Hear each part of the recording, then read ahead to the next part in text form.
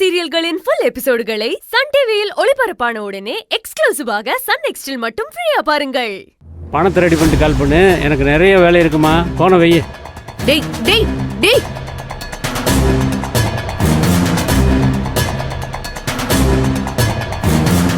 எதுக்கு இப்போ திடீர்னு இவ மகாவை பற்றி கேட்குறா?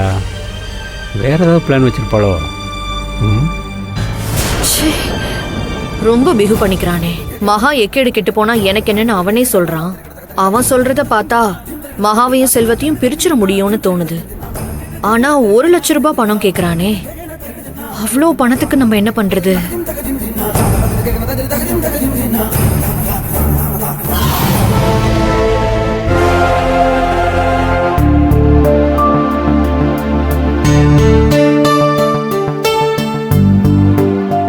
Hello, good morning. Hello, good morning மகா. என்ன முகம்லாம் ஒரே சந்தோஷமா இருக்கு?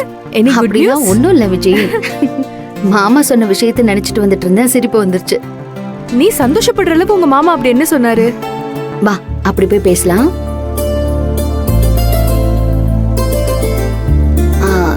அத்தையும் மாமாவும் எங்க வீட்டு வழியும் ஆட்டோல போயிட்டு இருந்திருக்காங்க. ஆட்டோ கரெக்டா நம்ம வீட்டு வாசலே பிரேக் டவுன் ஆயிட்டு இருக்கு. மாமா மேல வந்து சொன்னாரு. உடனே இவரும் அம்மாவை போய் நான் கூட்டிட்டு வரேன்னு போனாரு. அவங்க வர மாட்டேன்னு கோச்சிட்டு போயிட்டாங்க. அப்ப மாமா என்ன சொன்னார் தெரியுமா? ஒரு பேரனையோ பேத்தியோ பெத்து கொடுங்க, குழந்தை முகத்தை பார்த்தா எந்த கல் மனசும் கரைஞ்சிடும், கௌரி மனசு கரையாம இருக்குமான்னு சொன்னாரு. பேரன் தன்னோட வீட்டுக்கு வரணும்னா மருமகளும் வந்துதானே ஆகணும். அப்படிதான் அவ கொட்டத்தை அடக்க முடியும்னு சொல்லிட்டு போனாரு. இவர் என்ன வேலை பண்ணாரு தெரியுமா? எப்ப நம்ம குழந்தை பெத்துக்க போறோம்னு ஆடம் பிடிக்க ஆரம்பிச்சிட்டாரு.